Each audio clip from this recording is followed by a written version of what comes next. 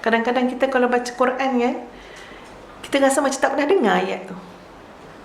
Kita rasa macam baru perasan ayat tu. Tiap-tiap kali tuan puan, kalau misal kata kita baca buku, tengok potongan-potongan ayat Quran yang menceritakan tentang nas itu dan ini, ataupun kita dengar tazkirah, ya, muhadarah daripada sesiapa syekh, asatizah, kadang-kadang kita rasa, kenapa kita tak perasan ayat tu?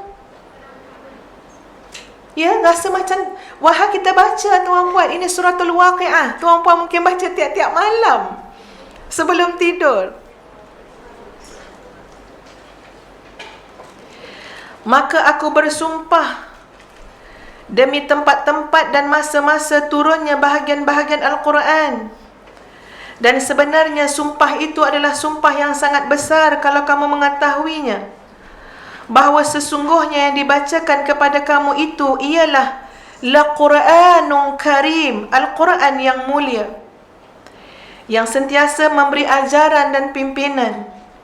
Fi kitabim maknun, yang tersimpan dalam kitab yang cukup terpelihara, yang tidak disentuh melainkan oleh makhluk-makhluk yang diakui bersih suci. Al-Quran itu diturunkan daripada Allah, Tuhan sekalian alam. Ini dia Al-Quran yang kita bincangkan sekarang. Kurniaan Allah kepada kita semua, sebagai panduan, sebagai bimbingan, rahmah, sebagai tanda betapa besarnya kasih sayang, kasihan belas Allah kepada kita. Soalan mula-mula ceramah ni Ustaz nak bagi tuan puan sekalian, kalau Allah mencintai kita, menyayangi kita, Allah bagi kita Quran. Tuan puan, kita sayang pada anak kita, kita sayang pada keluarga kita, kita sayang pada isteri kita, kita sayang pada suami kita. Apakah kita sudah memberi kepada mereka Al-Quran? Tanya diri kita masing-masing. Ustazah tanya pada diri Ustazah, perjalanan ni memang belum selesai. Perjuangan ni kadang-kadang macam baru bermula tuan puan sekalian. Kalau tanya pada diri Ustazah, puas hati dah ke Nur Hafizah bagi Quran pada anak-anak kamu? Surrender tuan puan. Astaghfirullahalazim. Masakan aku dah puas hati? Masakan aku dah puas hati? Tapi subhanallah tuan puan sekalian, mungkin Ustazah kerap mengulang kisah ini, tapi Ustazah nak kita sama-sama mengambil pengajaran. Ini kisah benar. Tuan puan, okey, baru ni Ustazah balik kampung. Abah tu telefon macam mana? Baliklah, aku tak sompek nyongok. Ni cakap Negeri Sembilan. Bukan tak nak balik tuan puan, merentas negeri bukan mudah. Ustazah sama je, ya, kena minta izin dengan polis. Puan lah cakap, bah, kadang-kadang Abah dah lupa juga yang kita dah balik, ya. Ya. Baliklah, aku tak sompek jongok Abah ni. Dah nak habis dah songap ni dah. Itu terjemah, tolong terjemah Kak Salwa. Ya, Abah kata nafas ni nak habis dah ni, baliklah. Ustazah tak cakap pun, bah, sekarang tak boleh rentas negeri, tak nak cakap. Okey, bah, insya-Allah.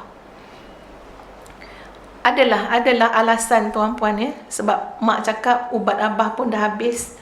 So pergi ke hospital ambil ubat dan boleh balik untuk serahkan ubat. Tengok Abah terbaring tuan puan sekalian, masya-Allah. Ya. Tengok dia menggigil baring tu, hanya Allah yang tahu. Ustazah pegang tangan dia, Ustazah rasa memegang tangan seorang hamba Allah yang terlalu besar jasanya, terlampau besar. Tangan tu bukan bagi Ustazah duit tuan puan, ya, duit. Tapi jasa tangan tu terlampau besar. Sebab dia bagi anak dia Quran tuan puan. Sungguh Ustazah bukan dapat daripada luar semata-mata, tapi daripada awal pembinaan. Dua orang hamba Allah ni, mak dengan abah. Mak bagi Quran, abah bagi bahasa Arab. Itu betul-betul. Dan perkara ini malah Kak Long dulu, arwah Kak Long kata, "Dek, kau dapat lebih, Dek. Kau dapat lebih." Tak ada Kak Long, sama je. Tak, adik dapat lebih. Sebab apa? Sebab abah yang ajar awak bahasa Arab. Tuan puan sekalian, bila pegang tangan tu, tengok tubuh yang sedang tidur baring, ya, sebab penat, tak terdaya. Memang ya Allah ya Tuhan, inilah ya Allah orang yang tak memewahkan anak, bukan bagi anak harta benda, tapi dia bagi dua perkara yang takkan dapat Ustazah balas tuan-puan. Kuncinya adalah Al-Quran dan bahasa Arab. Al-Quran dan bahasa Arab. Anak Ustazah dapat SPM, tengah pening-pening kepala nak ambil bidang apa, puas pujuk, ambillah hafazan Quran. Adalah macam-macam alasan. Pergilah Jordan, ada juga pandangan dia. Lalu saya kata tak apa, dia ambillah bidang apa pun yang baik-baik. Umi berikan kebebasan, tapi satu benda je Umi minta, antara dua kena pilih. Walaupun ambil bidang apa pun, tapi usahakanlah antara dua apa dia? Sama ada hafaz Al-Quran ataupun mahir bahasa Arab. Antara duanya tuan-puan sekalian, dia akan bawa juga kita pada Quran, insya-Allah. Kalaupun tak hafaz Quran tapi faham bahasa Arab, itu tujuan kita nak faham Al-Quran, insya-Allah akan bawa kita untuk mencintai kalamullah. Muslimin muslimat sekalian, ingatlah kalau tuan-puan benar-benar mencintai keluarga kita, ya, kita semua cinta anak kita. Pandang balik ni kan, pandang mata anak kita, ya sahabat-sahabat semua.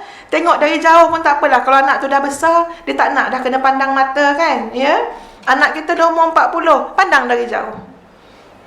Ya, ngintai dia masa dia makan. Intai je. Apa dah yang mak bagi kat kau sebenarnya? Apalah yang mak dah bagi kat kamu? Tuan-puan sekalian, siapa bagi Al-Quran, insya-Allah itu jalan kemuliaan.